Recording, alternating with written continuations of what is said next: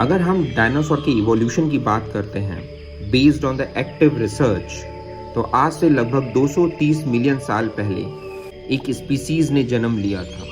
वो cold blooded थे, उनकी लंबी लंबी पूंछें थी, लंबी लंबी गर्दन थी, कुछ 2 पैर पे चलते थे, कुछ 4 पैर पे, कुछ हवा में उड़ते थे, कुछ जमीन पे और कुछ पानी में, कुछ हर्बीवोरस थे, कुछ कार्निवोरस थे।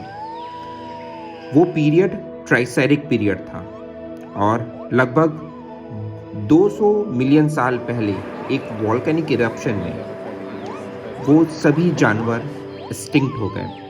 उनके सिर्फ और सिर्फ फॉसिल्स बचे और वहाँ से डायनासोर का जन्म हुआ। और उस पीरियड में डिफरेंट टाइप के डायनासोर्स पैदा हुए। कुछ 2 पैर पे चल रहे थे, कुछ 4 पैर पे, कुछ हवा में, कुछ हर्बीवोरस थे, कुछ कार्निवोरस। सब मिला जुला के जितने भी डायनासोर थे वो इवॉल्व कर रहे थे।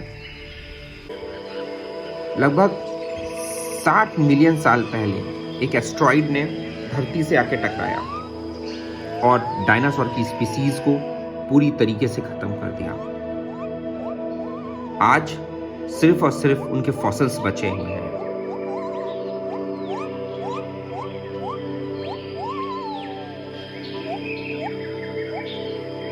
लगभग आज से 17th सेंचुरी के आसपास अराउंड 1677 में इंग्लैंड के एक साइंटिस्ट रॉबर्ट प्लॉट जब रिसर्च कर रहे थे, उसके दौरान उन्हें एक फॉसिल मिला। जब उन्होंने उस फॉसिल पर रिसर्च किया तो उन्हें लगा वो फॉसिल किसी ह्यूमन बीइंग का है और उसे ह्यूमन बीइंग समझकर उन्होंने उस फॉसिल को रिसर्च करके छोड़ दिया। और वहीं पर उनकी वो सबसे बड़ी गलती थी। वो फॉसिल किसी ह्यूमन बीइंग का नहीं, किसी रेप्टाइल का था। और इसी तरीके से समय बीतता गया और बीतता गया। लगभग 1820 के आसपास इंग्लैंड में एक ऑक्सफोर्ड प्रोफेसर विलियम बटलर जब रिसर्च कर रहे थे, उनके रिसर्च के दौरान उन्हें एक फॉसिल मिला। और वो फॉसिल पे जब उन्होंने रिसर्च किया तो उन्हें पता चला वो फॉसिल किसी ह्यूमन बीइंग का नहीं, वो किसी रेप्टाइल का है। और तभी उन्होंने पहली बार उसे नाम दिया द डायनासोर। और वहाँ से फिर अलग अलग जगह पर, अलग अलग प्लेसेस पे साइंटिस्ट ने रिसर्च करना शुरू किया और उन्हें डायनासोर की अलग अलग हड्डियाँ, अलग अलग स्ट्रक्चर, अलग अलग बनावट के बारे में पता चला। और तब उन्हें डायनासोर के बारे में, वो किस तरीके थे, क्या खाते थे, कैसे रहते थे, उसके बारे में सब पता चला।